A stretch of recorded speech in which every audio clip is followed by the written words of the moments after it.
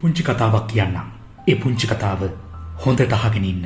දවසක් කෝච්චිය යන කොල්ලෙක් හැමතැනම බල පිස්සුවෙන් වගේ දඟලනවා. කෝච්චිය ඉස්සරහට යද්දී පහුවෙන ගස් දිහා, ලයිට් කණු දිහා බල hina වෙනවා. ඒ කොල්ලා ළඟ හිටපු තමන්ගේ අප්පච්චිගෙන් අහනවා, "අප්පච්චි, ඇයි මේ ගස් අපට වඩා වේගින් පිටිපස්සට යන්නේ කියලා? අහසේ වලාකුළු කොහොමද අපි එක්කම ඉස්සරහට යන්නේ කියලා?" හරි අමුතුයි නේද? මේ කොල්ලගේ හැසිරීම හිතා ගන්න අමාරුයි. කෝච්චියේ හිටපු තරුණ යුවලක් අර අප්පච්චිගෙන් අහනවා, "ඔයාගේ පුංචි පුතා පොඩි කාලෙවත් දොස්තර කෙනෙකුට පෙන්නුවේ නැද්ද කියලා? ඇයි මෙහෙම හැසිරෙන්න දෙන්නේ? දොස්තර කෙනෙකුට පෙන්නුවා නම් මේ පුංචි පුතාව හොඳ කරගන්න පුළුවන්" කියලා. තරුණ යුවල දිහා බලපු අප්පච්චි හරි අහිංසක විදිහට කියනවා, "අනේ මහත්තයෝ, අද තමයි මගේ පුංචි පුතා තමන්ගේ ඇස් දෙකෙන් එළිය දකින්න කියලා.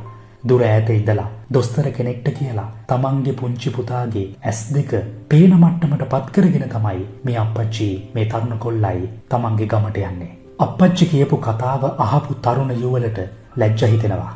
අනුන්ගේ ජීවිතවලින් අපි දන්නේ සීමිත ප්‍රමාණයක් විතරයි. ඒ නිසා මේ ජීවත් වෙන සුළු මොහොතේදී පවා අනුන් ගැන සුබවාදීව දකින්න. තමන්ගේ ජීවිතය ගැන සුබවාදීව හිතනවා වගේම අපිට හම්බෙන හැම කෙනෙක් ගැනම සුබවාදීව හිතන්න. අපේ ජීවිතයේ උණු සියල්ලම වෙන කවුරුත් දන්නේ නැහැ. ඒක දන්නේ Taman විතරයි. අනිත් ජීවිතවලත් ජීවිත කතා සම්පූර්ණයෙන්ම අපි දන්නේ නැහැ. අනුන්ගේ ජීවිත ජජ් කරන්න යන්න එපා. විසඳුම් දෙන්න හදන්න එපා.